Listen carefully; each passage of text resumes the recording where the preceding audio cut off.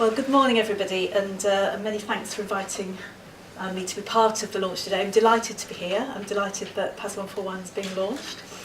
I'm just going to cover, again, it's just 5 minutes. It's a very brief overview of some of the work that WRAP is doing more broadly around reuse and what we're doing to sort of encourage more reuse in the UK, and also how the PAS fits in. I'm Louise McGregor. I head up the market development team in Zero Waste Scotland, which is actually a programme of WRAP that operates north of the border. So we are part of the same organisation. It's just the Scottish side of the organisation. Okay, so for those of you who don't know us, WRAP was established in 2000 as a not-for-profit company, and it's backed by government funding from across the UK. So all the UK governments of England, Northern Ireland, Scotland and Wales provide us funding to do various different programmes. And our vision is a world without waste, where resources are used sustainably, and we really work with businesses, with industry and with communities to try and help them to operate more resource efficiently. So we do have an office in Banbury, we have one in Stirling, which is the one I'm based at, and we also have one in Cardiff and in Northern Ireland. So, why are we interested in reuse? Well, I think it's fair to say that all the governments of the United Kingdom now acknowledge the need to do more with resources and to move away from this kind of linear approach to resource use within the economy, and to move perhaps more to this circular economy that I think was mentioned earlier. And so we in WRAP have been doing quite a lot of work on this over a number of years. This is a quote from the DEFRA Waste Review of 2011. In Scotland we have the Zero Waste Plan, which was issued in 2010, and all of them are taking a similar approach that is actually about better resource use, reducing waste, reducing what we put in landfill and doing more with the resources that we have, recognising that that can have a real benefit for the economy. So this circular economy, or this closed loop economy, is something that obviously we've been focusing on for some time, and this just shows you some of the areas of work that we're involved with. So recycling of materials and products, also recycling of organics. Increasingly we're doing a bit more work on recovery from materials and products that can't be recycled.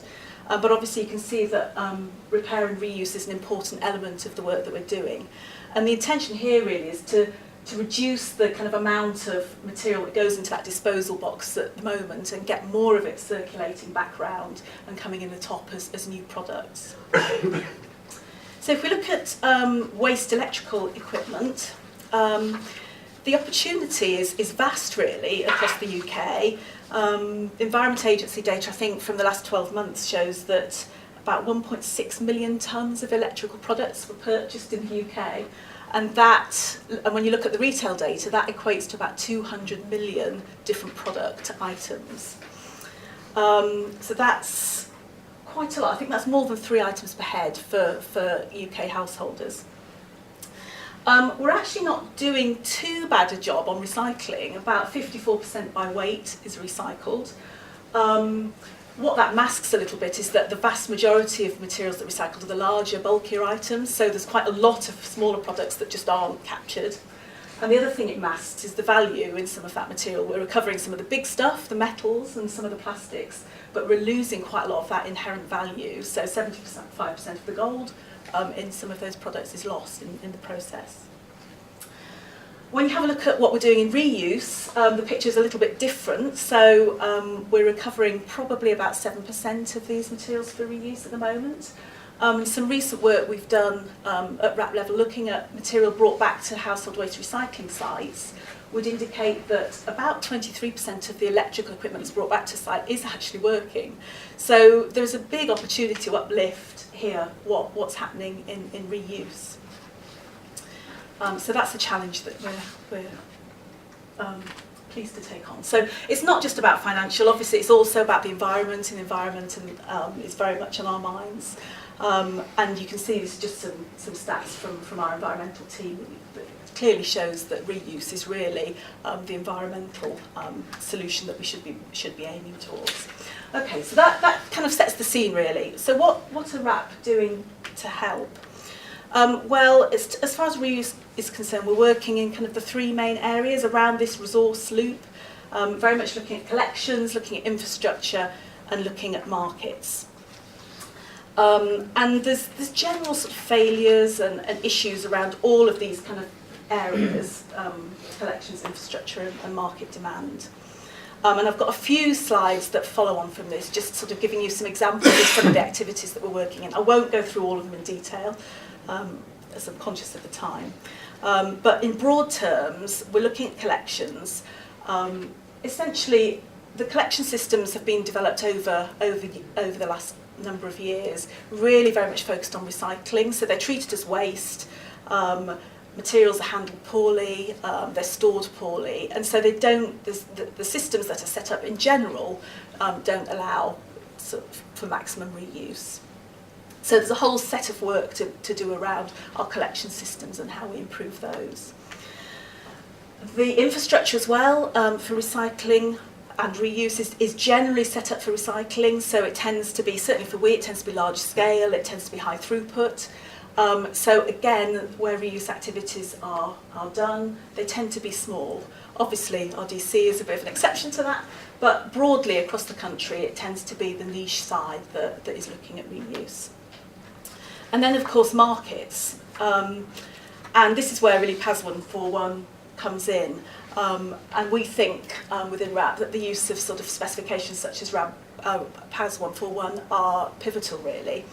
It's all about consumer confidence. So to be able to kind of encourage more reuse and get some of that confidence into the market, standards and specifications like PAS 141 will be very important. And really, we're really encouraged that we've now got this baseline standard for electrical equipment reuse in the UK.